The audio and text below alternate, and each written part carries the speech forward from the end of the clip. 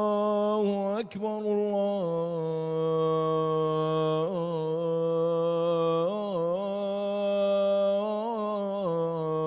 الله أكبر.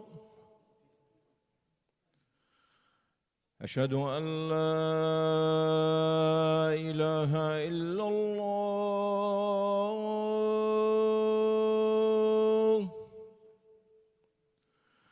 أشهد أن لا إله إلا الله.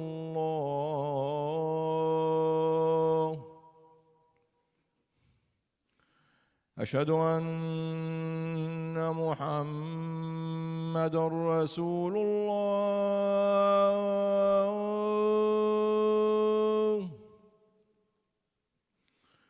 أشهد أن محمدًا رسول الله.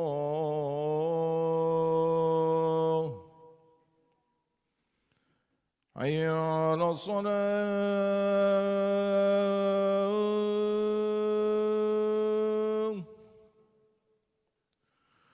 حي على الصلاة.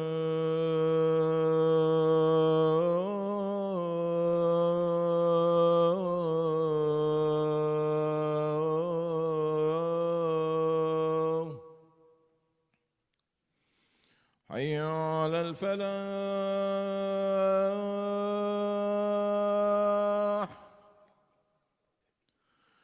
حي على الفلاح.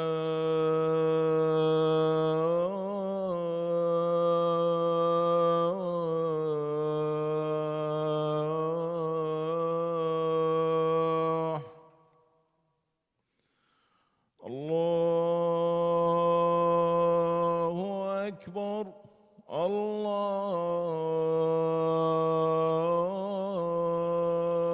الله أكبر. لا إله إلا الله. لا إله إلا الله. اللهم صل على محمد. رضينا بالله ربا وبالإسلام دينا وبمحمد صلى الله عليه وسلم نبيا ورسولا. اللهم رب هذه الدعوة التامة والصلاة القائمة آت محمدا الوسيلة والفضيلة وابعثه اللهم مقاما محمودا الذي وعدته. وصلى الله وبارك وسلم ونعمت على صحابه وسلم كثيرا.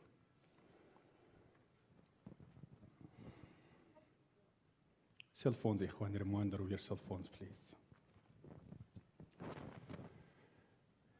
إن الحمد لله نحمده ونستعينه ونستهديه ونسترضيه ونستغفره ونعوذ بالله من شرور أنفسنا ومن سيئات أعمالنا.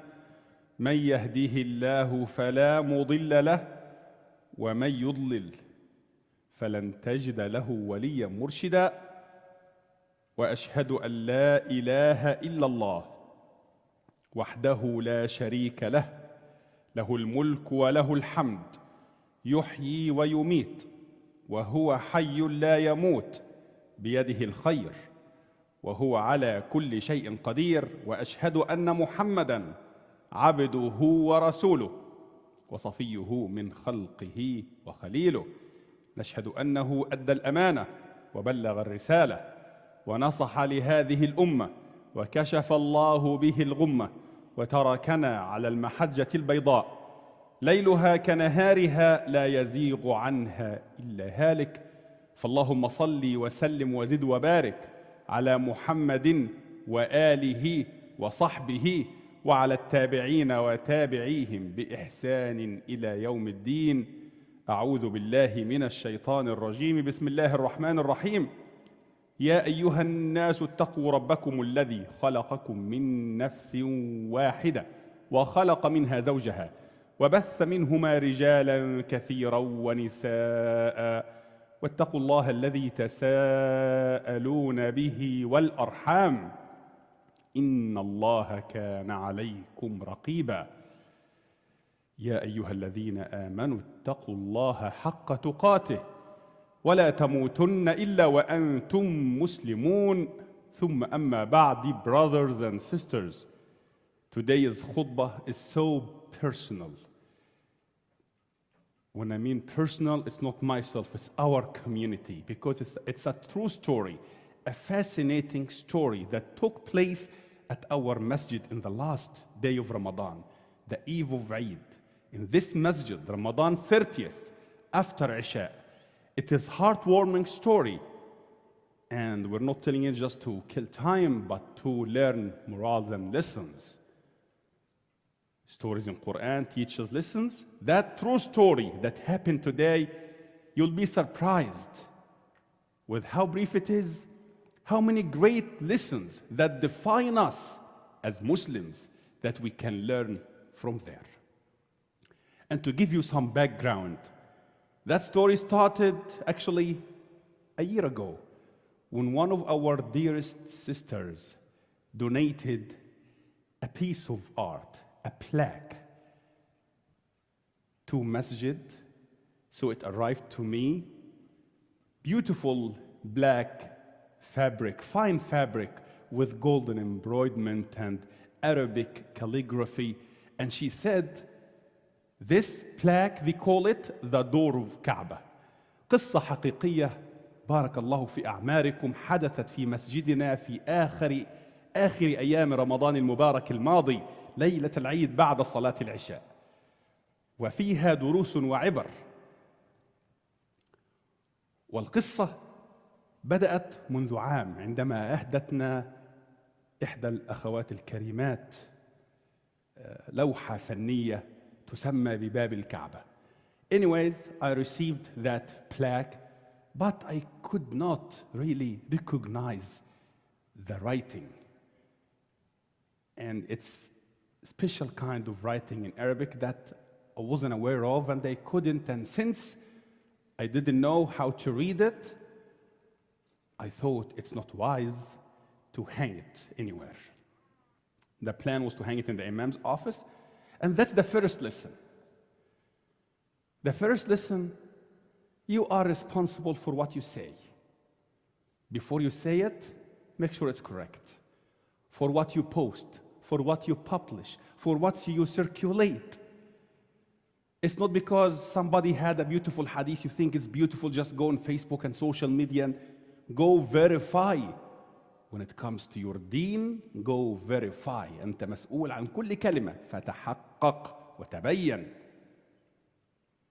So, I put it aside. I completely forgot about it for almost a year or more until I ran into that sister visiting one of our community members in a hospital. Allahumma arhamha. I remembered the whole story, so I sent a picture to two specialists in Arabic calligraphy, and they said nothing wrong with that, just beautiful ayat from Quran, and there is nothing like out of the norm. Everything is good.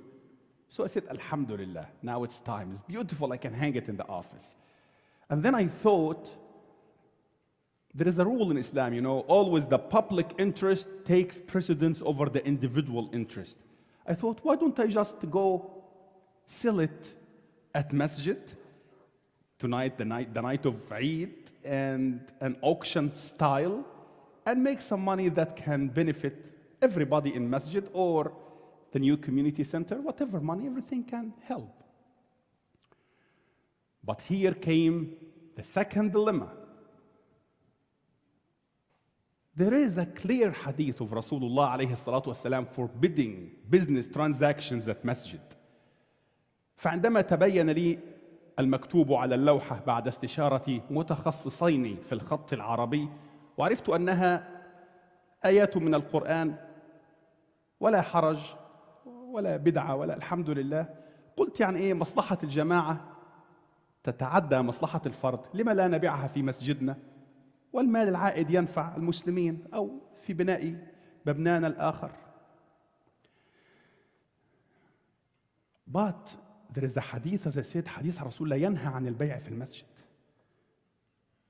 In my heart I know that's different. I'm not doing business in Masjid. I'm selling something at Masjid for the sake of Muslims. I wouldn't interrupt prayer. I wouldn't interrupt. I will follow the etiquettes of the house of Allah. In my heart, I knew it is okay. Then why didn't you do it? Because, again, if you do something according to Islam, just feeling fine about it is not a good reason, it's not good enough to do it. لا تقول والله شعرت بالراحة. هل استفتيت يا أخي أو يا أختي في هذا الأمر الجديد وهو أمر شرعي لا نقول من العادات. تقول شعرت بالراحة. الشعور بالراحة لا يكفي. Then somebody might argue, come on, Imam. Now you clearly contradict the Prophet's hadith عليه الصلاة والسلام when he said, counsel your heart no matter how people tell you.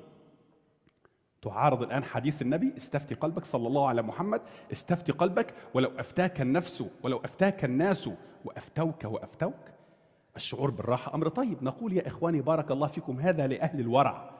من يذهب للعالم فيفتيه بالحل ولكنه يخشى أو تخشى يعني في نفسه شيء في صدره شيء فيبتعد مخافة الحرام ليس العكس. So this hadith, understanding this hadith, it is actually the other way around. It is for someone goes to a scholar, say, this is my story, and the scholar says, it's halal for you, do it. But that person doesn't feel comfortable still. In his or her heart, they think something's funny. Something feels funny. Those people, Rasulullah is telling them, no matter how many people tell you it's good, go for it. If you don't feel comfortable, don't. It's not the other way around. So again, I don't have proof. I knew it's right, I can do it, but I don't have proof. I contacted an Imam friend of mine, more knowledgeable person, mashallah. And he reminded me of a story we all know. When the Prophet himself, sallallahu ala Muhammad, sold something at his masjid, not only that, but in the way of auction.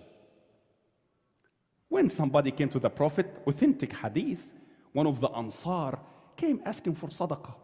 Rasulullah looked at the man is strong and seems like healthy. And Rasulullah asked him, have you got anything at your home you can sell? The man said, Ya Rasulullah, we only got a blanket with part, we sleep on a part of it and cover with the other part. And we got a drinking vessel. The Prophet said, go get me the drinking vessel. In a narration, go get them both. And the Prophet said, alayhi salatu, who buys this from me? One of the Ansar said, I get it for a dirham, Ya Rasulullah. Rasulullah said, who can pay more for that?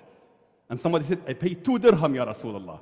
And Rasulullah got the 2 dirham, give him, and get to the man, said, 1 dirham buy food to your family, 1 dirham buy an axe. Bring it to me. The man goes, get the axe. Rasulullah fixes a handle for the axe with his own hands. Tell the man, go collect firewood and sell. And let me not see you in 15 days. After 15 days, the man come dressed well, having money, and Rasulullah said, look at you. Isn't that better just go to big people? Back again. So, من هذا الحديث عرفت أنه يجوز البيع في المسجد بهذا لأن رسولنا عليه الصلاة والسلام لأن رسولنا باع بل وعلى شكل مزاد عندما جاءه أنصاري يطلب صدقة فأمره رسول الله بإحضار ما في بيته وكان عنده قدح للشرب وحلس غطاء وباعهما رسول الله في المسجد. من يشتري هذا؟ قال صحابي اشتريه بدرهم. من يزيد؟ درهمين. إلى آخر القصة. والقصة قصة عظيمة. So now I know I can do this in an auction form. Brothers and sisters, صلوا على رسول الله. It's a story. Nobody sleeps. Okay? اللهم صل على محمد. It's a story, kids. Okay? But it has some stuff in it. So, اللهم صل على محمد وآله. Now, I am Islamically Sharia supported to go do it. However, you always find people who are against what they don't know of, even if it's correct, in our community and everywhere. And I knew that there's gonna be some heat. Some, mashallah, religious people will come say, you're doing bid'ah at masjid. So I decided first to take permission from the president of ISNI, because he will get part of that heat. I told him the story, he said, it's right. He said, go for it. And this is the third lesson. Respecting leadership in Islam. No matter how that leader is beneath you, socially or academically or financially or whatever, if he is a chosen leader or if she is a chosen leader, he or she is a leader. Some people have problem with she, be it. So,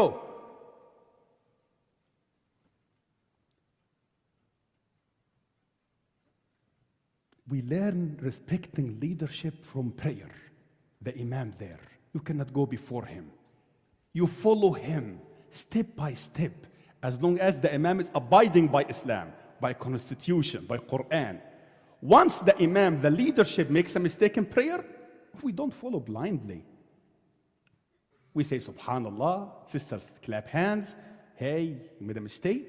If he stopped, we follow. If he doesn't, we don't.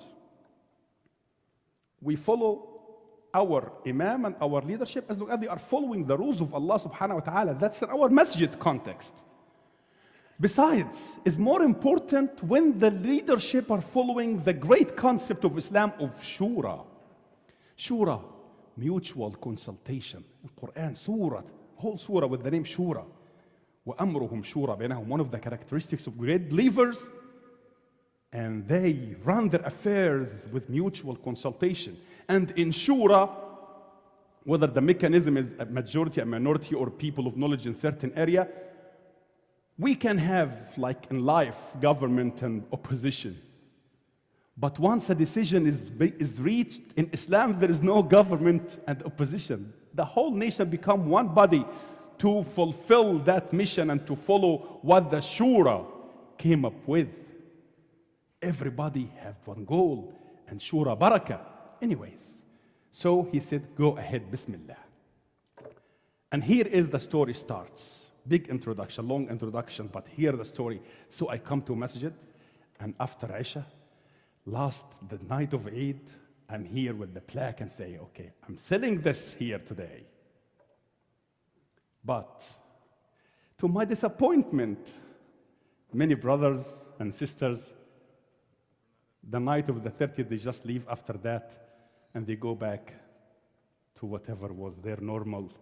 I look around, and so there were packed masjid, 50, 60 here. I asked sister, how many upstairs? She said, 20. I said, la hawla wa la. I was having much hope for sisters, not only because they love to donate to masjid, but also because they have the sense of, understanding art more than us, with respect, of course. So, I'm disappointed now. But that's another mistake. Because it's never in Islam about quantity, it's about quality, it's about barakah. It's about you do and Allah blesses. So, now I'm a fundraiser. For the first time, I'm holding that plaque, Babul Kaaba.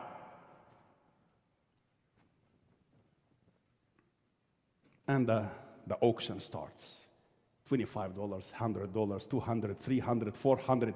And the meanwhile, I sent it out with one of the young people for people to feel it, to see how fine and beautiful it is. It went around until it came to one of our elderly brothers, beloved brother of ours, and he's here today. And for some reason, he just embraced it and didn't let go. So the auction was $450, and the brother said $500. And I said, brother, do you really have money? I know that brother like myself, away from being rich. I said, brother, drop it, it's not worth it. I'll get you one for free, I promise. Brother, nothing sacred about it. It's not even if it's Quran. And by the way, we hang ayat of Quran, we put Quran in the car to protect us. That's too much demoting Quran. Quran is guidance to human being. Quran is your way to Jannah, not just to put and to hang and to. Anyways, back again. Sallallahu ala Muhammad. So the brother is still holding it. And then أقمنا المزاد وبدأ المزاد وأرسلت اللوحة الفنية حتى يتعرف الناس على الخامة عن قرب، حتى جاءت لأحد إخواننا من كبار السن من أهل البركة في مسجدنا، جاء من أفريقيا واحتضن اللوحة. وكان المزاد وصل $450، فالأخ قال 500. قلت يا أخي دعك منها، والله أنت مسكين، يعني حالك كحالي بعيد عن الثراء بعد الأرض عن السماء، ابعد عن اللوحة، أنا أجيب لك لوحة مجانية. But the brother insisted. So somebody said 520, the brother said 550. I said, brother, come on, let go.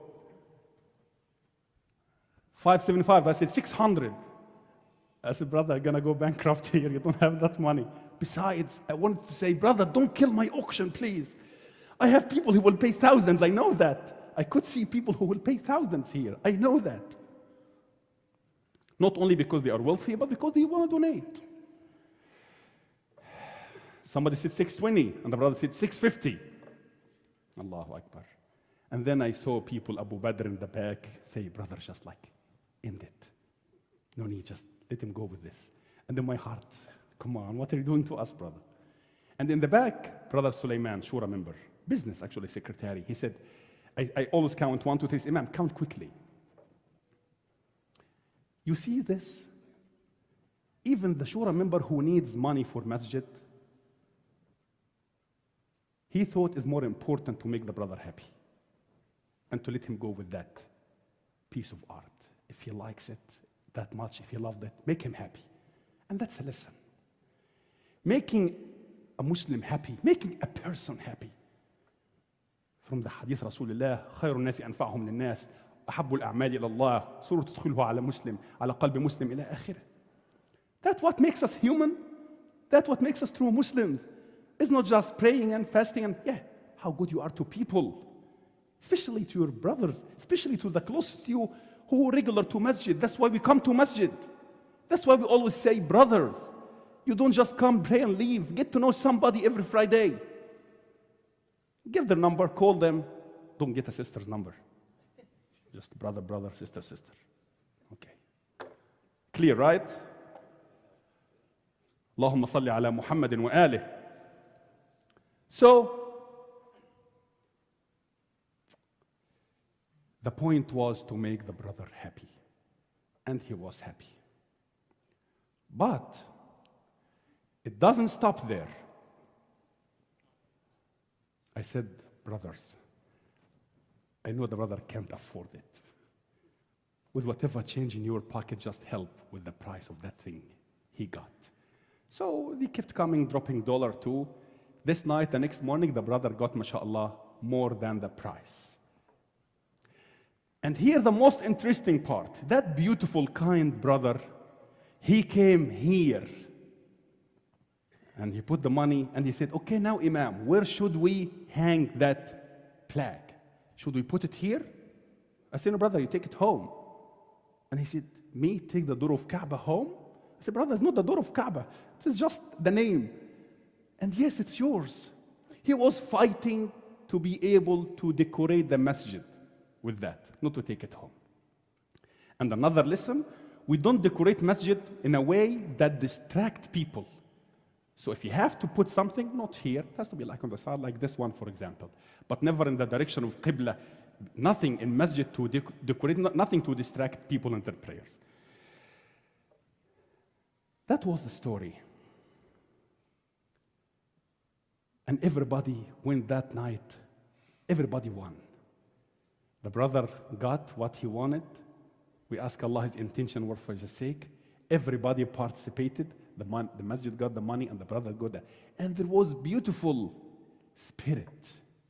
And I want to add a kind of, we want to do this again. Brother Yusuf White, the artist, said he can provide one piece of art. And you can arrange an event, get whatever beautiful antique you have at home, and let's have one big event like this, but, and listen to this, because that's not normal. That's just my way. I just thought of it. A'udhu billahi minash shaitanir rajim. When we start bidding 200, 2,000, 5,000, 6,000, and a winner gets it home, please, whatever you thought of paying, just pay it to masjid, because the point is not to take it home, the point is to help masjid. Then if it's sold for 5,000, perhaps you can get 10,000. See, I'm a fundraiser now, but for the benefit of my brothers and sisters. In that story, we learn to verify. If you do something in your daily life, do whatever you like, but if something has rule in Islam, verify, not just feel comfortable, and respect leadership when appropriate. And the most important part was the last lesson was making a person happy, making a Muslim happy is one of the deeds to Allah as Rasulullah sallallahu alayhi wa sallam taught us. أقول قولي هذا وأستغفر الله العظيم لي ولكم.